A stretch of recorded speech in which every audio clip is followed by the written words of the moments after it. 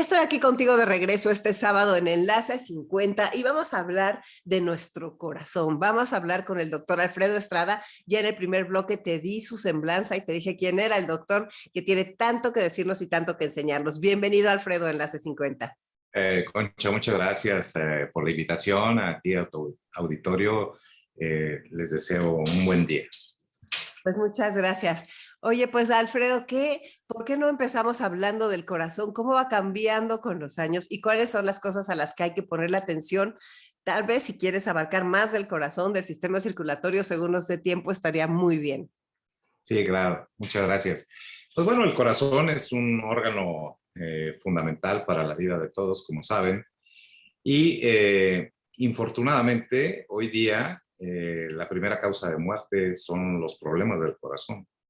En el mundo, en México, México tiene muchas muertes por infartos del miocardio y que pues genera gran problemática porque estamos hablando de un problema de salud pública y que a través del tiempo pues hemos descubierto nosotros que estamos frente a un enemigo que es silencioso, es un flagelo que se llama aterosclerosis. Y la aterosclerosis es el acúmulo de grasa en todo el torrente circulatorio, hablando en general. Pero lo que más daño hace y que repercute prácticamente sobre la vida es el acúmulo de estas grasas, este colesterol en las arterias coronarias del corazón.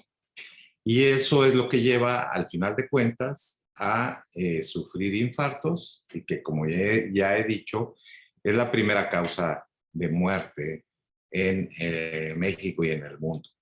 Entonces, esta aterosclerosis, ¿cómo se produce? Pues hay muchos factores de riesgo que nosotros tenemos que tener en cuenta. Dentro de los factores fundamentales está el hecho de ser hipertenso, es decir, que tengamos la presión elevada. Está el hecho de ser diabético. Los pacientes diabéticos especialmente, aunque no se hayan infartados, es como un equivalente de que ya lo hubieran tenido, porque la producción de infartos en estos pacientes es mucho más frecuente que en los que no lo son. Entonces, los diabéticos, pues tendremos un concepto especial. Por otro lado está la dislipidemia. La dislipidemia, que es, pues, colesterol elevado en sangre. Esto habla de que la mayoría de todos estos factores de riesgo, dentro de los otros que se encuentran también es el tabaquismo, la obesidad, la inactividad, que estamos sedentarios y pasamos frente a la computadora mucho tiempo, frente a las oficinas, etcétera, y no dedicamos un tiempo específico para nuestro motor, nuestro corazón, nuestro cuerpo, etcétera. Pero bueno, hablamos de la dislipidemia en específico, que la dislipidemia es el colesterol alto y el porcentaje de tener elevado el colesterol en sangre es dentro del 40 y del 60% de la población mexicana, dependiendo de los estudios que uno se permita leer. Pues estamos hablando de una población, más de la mitad o la mitad de la población tiene el colesterol elevado y muchos no lo saben. ¿Por qué no lo saben? Pues porque no se checan, porque aparte el colesterol es asintomático, no da síntomas. Cuando da los síntomas es cuando ya es tarde, cuando se enfrenta uno a los infartos, etc. Y entonces, ¿cómo nosotros podemos saber que tenemos colesterol alto? Pues haciéndose una prueba de colesterol en un laboratorio, es una muestra de sangre que deberíamos de hacer todos, no sé, una vez al año cuando menos, y si detectamos que tenemos el colesterol elevado, pues tendremos que tomar las medidas, hay que ir al médico. Hoy día hay muchas cosas que nos pueden ofrecer para disminuir este colesterol. Importante decir también que el 80% del colesterol que circula en nuestra sangre lo producimos nosotros mismos. Es decir, que mucha gente me dice, no, doctor, pero no puede ser, ¿cómo tengo el colesterol tan alto si yo no como grasas, no como carne, no como huevos, etcétera? Me cuido, hago ejercicio, etcétera. Pero son alteraciones de cada individuo en el metabolismo de este colesterol. Es decir, o no lo elimina adecuadamente o lo produce de más. El hecho, obviamente, esto no quiere decir, bueno, si yo lo produzco voy a comer lo que sea. No, porque si ya lo tengo alto y como mal, insanamente, pues lo voy a incrementar y eso va a redundar en una enfermedad que puede matar. ¿Sí? De los pacientes que se infartan, 3 o 4 son potencialmente mortales durante la primera hora. Entonces, es importante conocer todos estos datos. Igual que la presión no da síntomas. Y uno puede tener la presión muy alta y si uno no se toma la presión, pues no hay elementos para poder decir. Y hoy día, hablando del colesterol y de la aterosclerosis, que es una enfermedad pues inflamatoria, crónica y que de pronto hace su irrupción con un infarto, se presenta de pronto con un infarto, y son estos típicos casos que dicen, no, pues si estaba bien ayer, ¿qué le pasó hoy? Pues bueno, pues esos son los casos que ocurren. Ahora, ¿qué podemos hacer?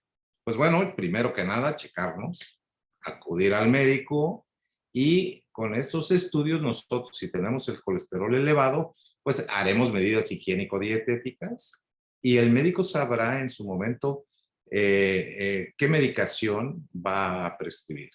Obviamente, hoy día, por ejemplo, tenemos grandes avances en medicación combinada que da excelentes resultados, como lo son, por ejemplo, la combinación de rosuvastatina con ezetimibe. ¿Qué es la rosuvastatina? La rosuvastatina es un inhibidor de la síntesis del colesterol. Es decir, a nivel hepático, como nosotros lo producimos, recordad que el 80% del colesterol que nosotros tenemos lo producimos nosotros. Entonces, ese 80% se ve inhibido a la producción al posicionar la rosuvastatina, más la ezetimiba, que es un inhibidor de la absorción del colesterol. Y entonces estamos hablando de dos condiciones completamente eficaces para disminuir el nivel del colesterol que tenemos. Con esto quiero decir que el otro 20% que nosotros nos comemos lo podemos inhibir la absorción de ese colesterol con la combinación de rosuvastatina con ezetimibe, con excelentes resultados, y ha demostrado a través de miles de estudios y de pacientes cómo han disminuido la morbimortalidad. Si nosotros tratamos de manera adecuada a nuestros enfermos, que no solo tienen colesterol, sino que tienen hipertensión, que tienen diabetes, etcétera. Si nosotros podemos controlar todos estos factores de riesgo, evitaríamos 8 de cada 10 muertes en nuestro país. Y estamos hablando de una cantidad impresionante en cuanto a la disminución de mortalidad en nuestro país.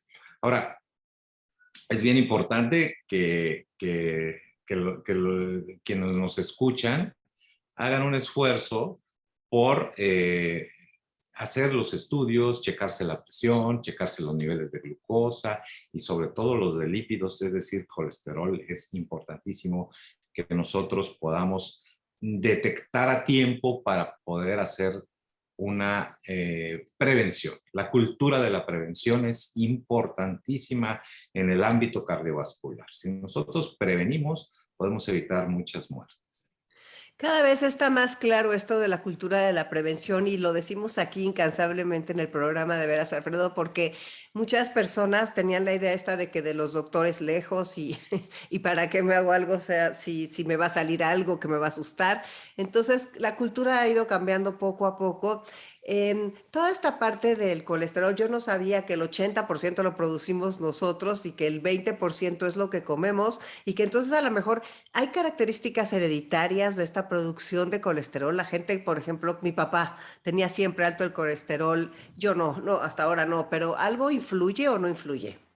Sí, bueno, es muy importante mencionar que en las familias que tienen a, eh, a padres que se han infartado o han muerto súbitamente por infartos, etcétera, en edades tempranas, es muy probable que los hijos tengan también este proceso. Y esto es algo que se llama hiperlipidemia familiar o hipercolesterolemia familiar. Y hay que tener mucho cuidado con ellos. Si mis padres tuvieron un infarto, yo tengo que estar muy pendiente de lo que ocurre conmigo, porque puede ser que tengamos una condición en la cual tengamos los lípidos altos y que no nos dé oportunidad de tratarnos. Es decir, nosotros tenemos que tener muy en cuenta esa, esa situación. Uh-huh. Claro. Ajá. Entonces, sí hay ese componente, perdón, sí hay ese componente hereditario, permítanme, sí hay ese componente hereditario que nosotros tenemos que evaluar y que nosotros tenemos que regir. También es importante,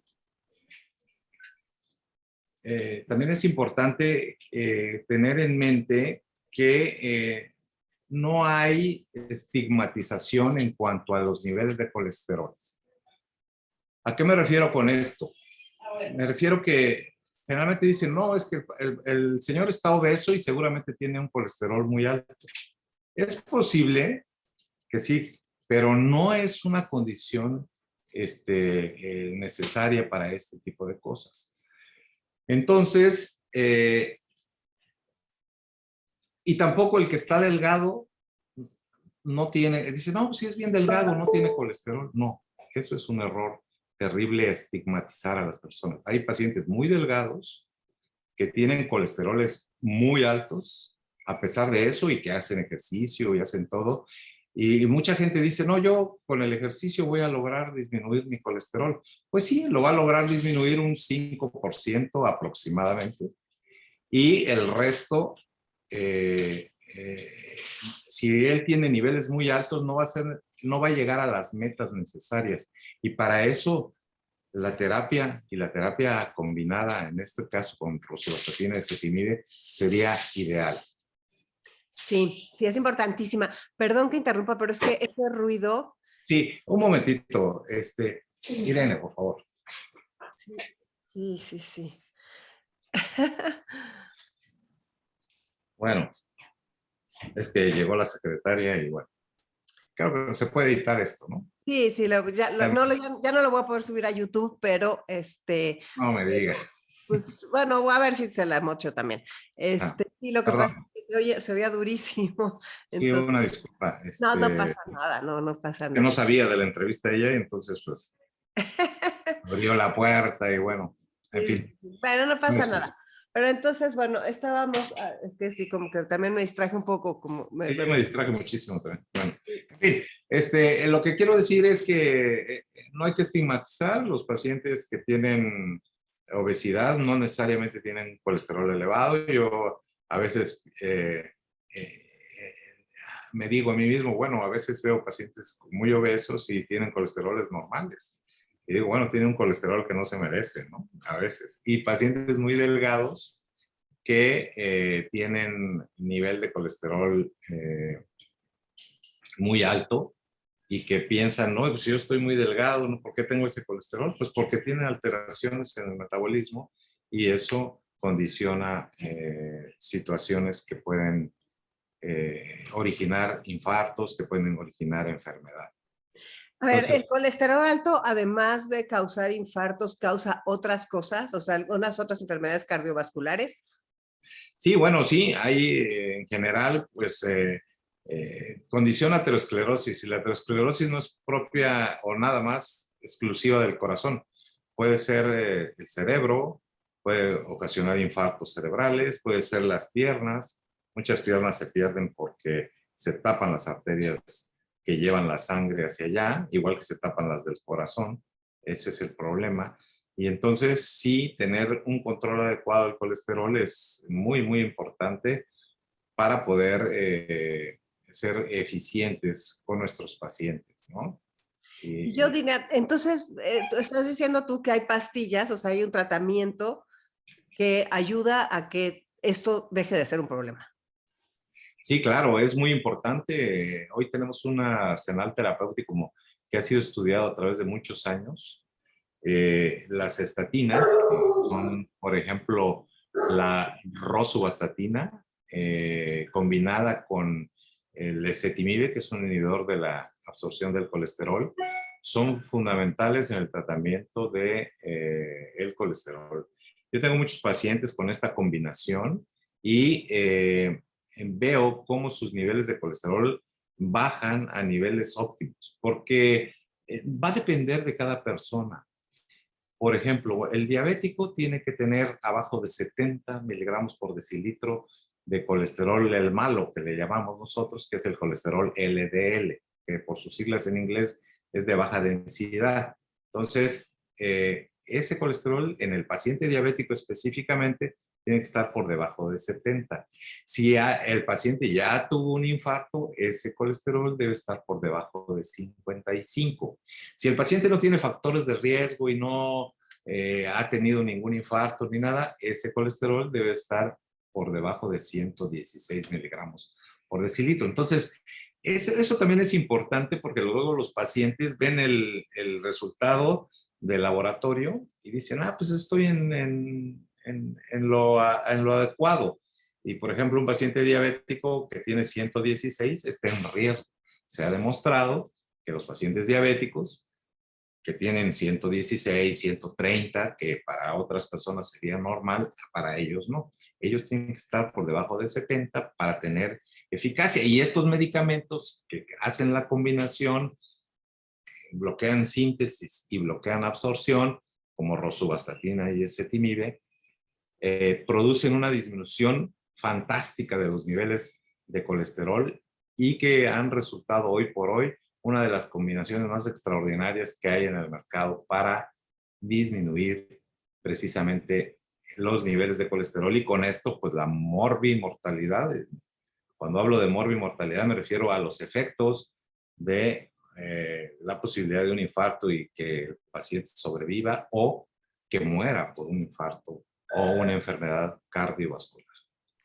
Pues sí. ¿Y qué otras cosas influyen en el cuidado de nuestro corazón? O sea, por ejemplo, el estrés, qué tan alto Sí, es? bueno, hoy día está considerado ya como un factor de riesgo independiente. El estrés es una de las nuevas modalidades en las cuales ya se establece, recién se está llevando a cabo el Congreso de la Sociedad Interamericana de Cardiología y se habla mucho ya al respecto de eso, en el cual el estrés, el estar sometido a este tipo de situaciones genera, genera por supuesto, mucha más tensión y genera más riesgo de sufrir enfermedad cardiovascular. Entonces, realmente todo lo del manejo del estrés sí es algo importantísimo que debemos de, Sí, sí, que sí. cada, Hay que manejar el estrés, hay que manejar las personalidades tipo A. Son personalidades que todo tiene que estar cuadradito, que no permiten ningún tipo pues, quieren que todo sea exactamente como lo piensan en su cabeza, y ese tipo de personalidades son con mucho las que más se infartan, las que más tienen hipertensión arterial, etcétera. Y eso es bien importante sin dejar con esto de decir que hay que, hay que ser un poco más amoldable a las situaciones para poder tener menos riguroso el estrés. Obviamente, pues hay que hacer ejercicio, eso es fundamental. El tabaco hay que abandonarlo. El tabaco es uno de los elementos, igual que el colesterol, igual que la hipertensión y la diabetes, que aceleran esta aterosclerosis y que llevan a los pacientes a sufrir infartos de manera contundente. Nosotros, yo soy cardiólogo intervencionista y hago angiografías coronarias, es decir, pinto las arterias coronarias para ver dónde están las lesiones y poderlas tratar. Y veo cómo los pacientes que tienen diabetes, que tienen tabaco o que tienen hipercolesterolemia, niveles altos de colesterol, tienen arterias mucho más dañadas que los pacientes que no lo son. Es algo muy importante y eso, pues, la diabetes y el tabaco, el colesterol alto, son aceleradores de la enfermedad cardiovascular en general. ¿Y la visita al cardiólogo cada cuándo es? Va a depender de nuestros factores de riesgo, ¿no? Inicialmente, pues, todo paciente por arriba de los 20 años o todo individuo por arriba de los 20 años debería hacer una consulta general para establecer cuál es su riesgo en ese momento. Y en base a eso, seguramente el médico general enviará al cardiólogo para pues las soluciones o para adyuvarse conjuntamente para las soluciones. Y una vez que el cardiólogo establece el riesgo de los pacientes, pues ya citará. Yo recomiendo que si no tenemos factores de riesgo, pues cuando menos cada 5 años. Si tenemos factores de riesgo, si tenemos colesterol elevado, etcétera, pues va a depender de las condiciones y del nivel que tengamos, porque entonces el cardiólogo está obligado a disminuir esos niveles, controlar los factores de riesgo y entonces hará citas más frecuentes. En mi caso en particular, yo una vez que he hecho citas, hago una cita inicial, evalúo en mes y medio el nivel de colesterol, que es importante, con el tratamiento combinado de rosuvastatina y ezetimibe, y tengo esa obligación de ver cómo ha ido con el tratamiento y qué niveles de colesterol estamos teniendo en ese momento. Si todo está bien, entonces yo los veo 3 veces al año, cada 4 meses. O si está extremadamente todo controlado, 2 veces al año. Sí es importante. Sobre todo también habría que evaluar la edad del individuo, los factores de riesgo, etcétera. No es lo mismo ver a un joven de 40 años que a una persona de 70, por ejemplo, ¿no?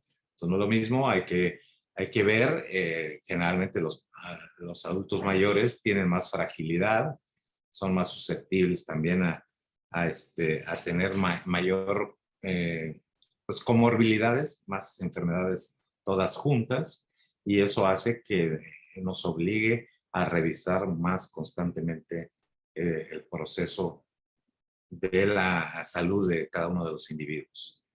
¿Los cardiólogos tratan la hipertensión? Sí, sí, nosotros somos quienes nos dedicamos a esto, a tratar la hipertensión. Es importantísimo checarse la presión porque es asintomática. No hay síntomas y uno se da cuenta cómo a los pacientes, cuando uno les pregunta, ¿usted tiene hipertensión o sufre la hipertensión arterial, me dicen, no, no, doctor. Y cuando les tomo la presión, tienen allá 180, 100, por ejemplo, es un ejemplo.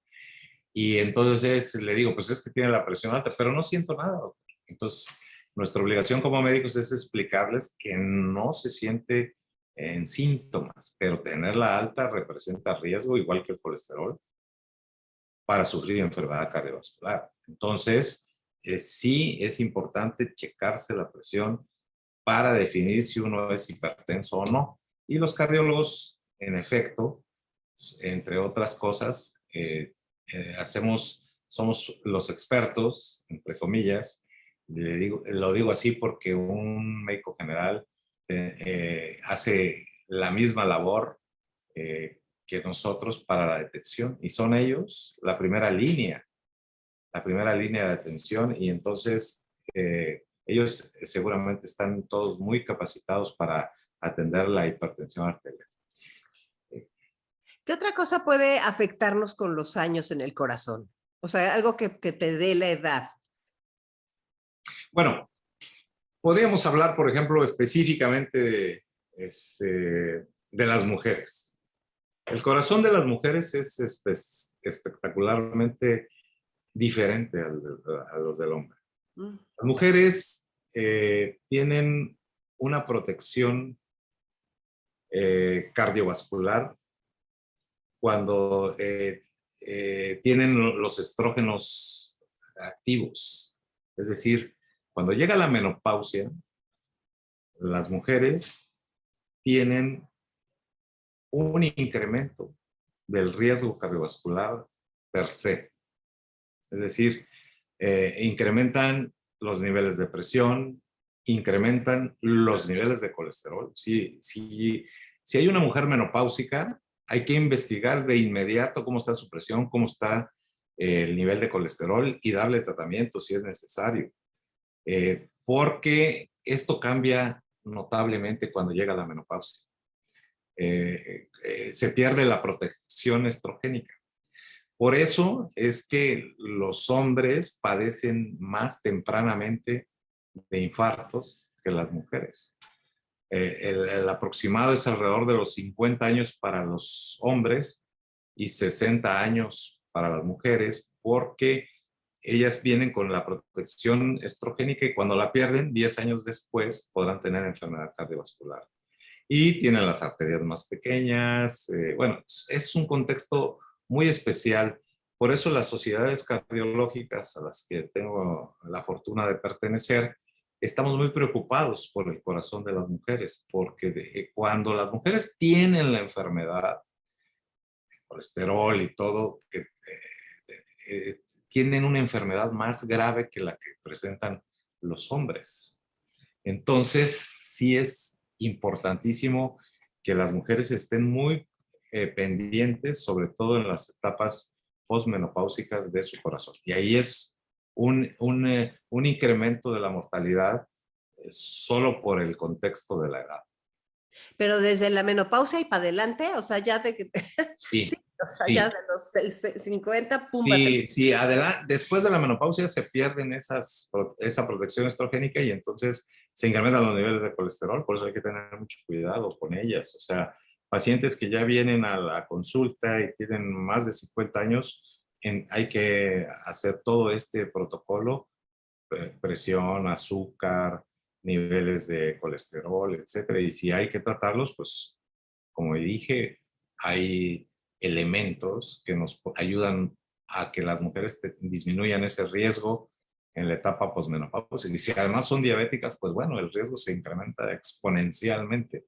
No se suma, se multiplica. Entonces sí es un contexto muy importante y que va relacionado con la edad. En los hombres, pues bueno, el mismo proceso aterosclerótico, si nosotros estamos expuestos a niveles de colesterol altos 10 años, pues tendremos un contexto de enfermedad, pero si estamos 50 años expuestos a colesterol, pues tendremos, conforme va la edad, mucho más exposición, por lo tanto, mucho más enfermedad. Pero bueno, afortunadamente, como he dicho, pues tenemos ya medicación, combinaciones extraordinarias como la rosuvastatina y la ezetimiba. Claro, oye, ¿y por qué dicen que las personas jóvenes cuando les da el infarto se mueren así y que dicen, es que estaba muy joven porque si se agarra más grande el infarto, puede ser que sí sobrevivas? ¿O es leyenda urbana? Bueno, el porcentaje de mortalidad de cada 10 pacientes que tienen un infarto, 3 o 4 fallecen durante la primera hora. Uy, es altísimo. Es una enfermedad pues, catastrófica por lo que representa la pérdida de la vida. Y entonces, obviamente, los pacientes que tienen más enfermedad durante el transcurso de su vida desarrollan algo que se llama circulación colateral. Ah, ok. Entonces, hacen circulación que le ayuda, si una arteria se tapa, por el otro lado puede llenarse y eso hace que tengamos más tiempo los cardiólogos intervencionistas para rescatar la arteria que se ha tapado. Tenemos un poco más de tiempo que el paciente joven que debuta por primera vez como cardiópata isquémico, me refiero a que tiene un infarto en el momento, no ha desarrollado esta red de colaterales y entonces es más probable que pueda tener como consecuencia de la muerte súbita, que se cataloga como la muerte que sucede durante la primera hora del inicio de los síntomas. ¿Y cuáles son los síntomas para las personas que nos están escuchando? ¿Qué debemos cuidar de síntomas? El síntoma fundamental es el dolor torácico, dolor en el pecho, opresivo, que causa una sensación inminente de muerte. Los pacientes así lo refieren.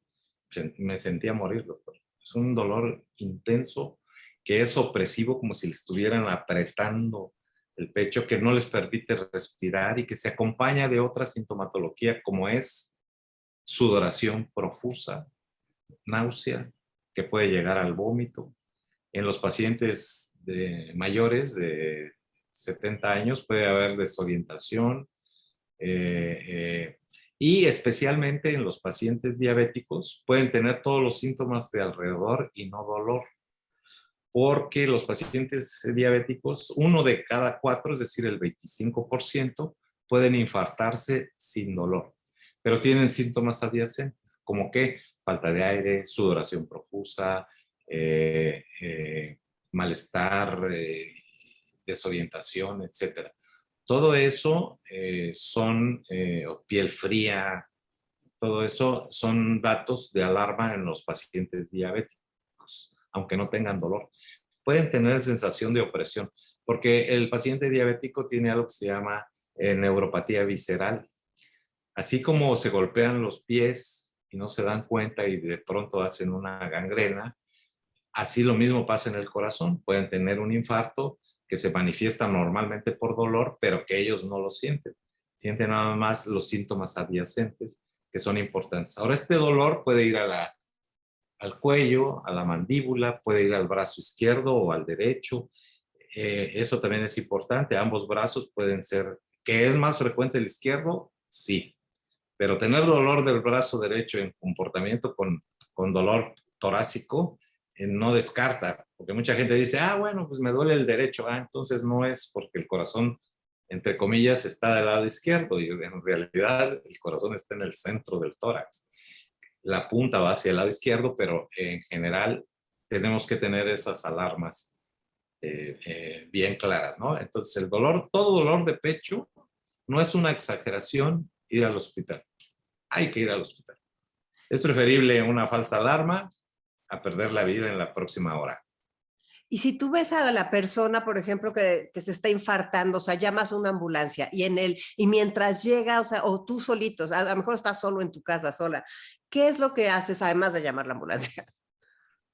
Bueno, bueno, los pacientes generalmente cuando se están infartando, pues tienen eh, un estado muy crítico y entonces hay que ponerlos en el piso, en la cama o en algún lugar acostados para que hacer en un momento dado maniobras de reanimación, que es lo que habría que hacer en el caso de que el paciente lo necesite. Hay que dar maniobras de reanimación que deberíamos de saber todos. Realmente en casa debemos de tener todo esto bien conceptualizado, los niños que pueden ayudar a los padres, porque generalmente pues son los mayores quienes sufren infartos y que los niños pueden ayudar a hacer reanimación cardiopulmonar, ¿no? Y es algo complicado, pero que da resultados. Los países de primer mundo tienen desfibriladores en las plazas, en los estadios, en los centros de congresos, en los cines, etcétera, porque se ha demostrado que cuando nosotros podemos desfibrilar, así le llamamos al hecho de dar el choque en el pecho, podemos lograr abortar la muerte súbita. Y esto ha hecho que la mortalidad disminuya y dé tiempo del llegado de la ambulancia, etcétera. Entonces sí, es muy importante. ¿Y por qué hay personas que tienen una pastilla que dicen póntela abajo de la lengua? Bueno, sí, porque produce vasodilatación. Hay pastillas específicas para eso. Produce que las arterias se abran para darle opción a que se irrigue mejor el corazón, porque lo que está pasando es que se tapa una de las arterias que le da la irrigación al corazón por los niveles que están ahí concentrados de colesterol tapan las arterias totalmente, hay un coágulo, lesiona, este colesterol lesiona las arterias y entonces se produce un coágulo, se rompe y se produce un coágulo que tapa las arterias. Y entonces a veces, pues ponerse debajo de la lengua esto disminuye un poco los síntomas, pero no es la solución. O sea, esto puede llevar trágicamente a la muerte. Por eso, se recomienda más bien en los pacientes que tienen angina estable, es decir, aquellos que tienen dolor de pronto y que ya están vistos por los médicos y que cuando tenga dolor se puede poner una, o que están en espera para hacer un cateterismo cardíaco, para una angioplastía, etcétera. Estos son los pacientes que mejor se benefician con los nitritos que se ponen debajo de la lengua, ¿no? Pero todo esto es un contexto de enfermedad muy grave, pero lo que tenemos que hacer es prevenir. Yo insisto mucho en prevenir, checarse. Ahora los medicamentos son muy importantes y tenemos herramientas para no llegar al infarto, ¿no? Como esta combinación de rosuvastatina y ezetimiba es súper importante el hecho de que tengamos estos elementos para poder disminuir y no llegar a estos extremos Claro. de tener un infarto y lograr evitar este flagelo que nos tiene pues con la primera causa de muerte. Claro. A ver, ya para concluir, nada más una pregunta. Las arritmias, las personas que sufren arritmias. Sí. Bueno, las personas que sufren arritmias, ese es territorio del cardiólogo. Hay que ver qué tipo. Hay muchas arritmias que se generan en el corazón. Hay una infinidad de arritmias. Es un territorio específicamente del cardiólogo y que se pueden hacer estudios como es un monitoreo Holter de 24 horas que durante las 24 o 48 horas, eso lo definirá el cardiólogo, están monitoreadas o monitorizadas en forma continua y ahí se detectan las arritmias y hay que darles tratamiento. Y también hoy día podemos tener la posibilidad de hacer algo que se llama ablación. La ablación se hace con radiofrecuencia y podemos inhibir la mayoría de las arritmias que se presentan en el corazón a través de un cateterismo cardíaco y solo es un papel que hacen los cardiólogos electrofisiólogos. ¿La gente se tiene que preocupar por una taquicardia? Perdóneme. ¿La gente se tiene que preocupar cuando tiene Bueno, taquicardia? sí, sí, porque hay que ver qué es lo que está ocasionando. Y a veces no solo son los problemas del corazón. Puede ser la tiroides, puede ser que haya anemia, puede ser el propio estrés. En fin, hay que identificar la causa. Todo tiene un origen. Dice, es que yo tengo taquicardia, sí, pero ¿qué te produce la taquicardia? Porque hay que ir al origen. Eliminando el origen, se acabó la taquicardia. Entonces, son territorios específicamente de los cardiólogos para la evaluación de las arritmias, es fundamental. Pues yo invito a todas las personas a que se chequen, así como tú, Alfredo, que toda esta parte de la prevención es importantísima, a no normalizar o ignorar los síntomas creyendo que así se van a ir. Sí, es importante. La mayoría de la gente dice, no, doctor, yo no quería venir porque si me encuentra algo, ¿qué voy a hacer? Pues solucionarlo a tiempo, porque la vida se puede ir si tenemos, si hacemos caso omiso de lo que estamos sintiendo. El corazón se queja en la mayoría de las veces. Y entonces, si se queja, pues hay que darle la solución. Y entonces, la única manera de saber si nuestro corazón está en riesgo es estudiándolo. Y recordar que conforme va la edad, pues tenemos más riesgo de sufrir enfermedad cardiovascular.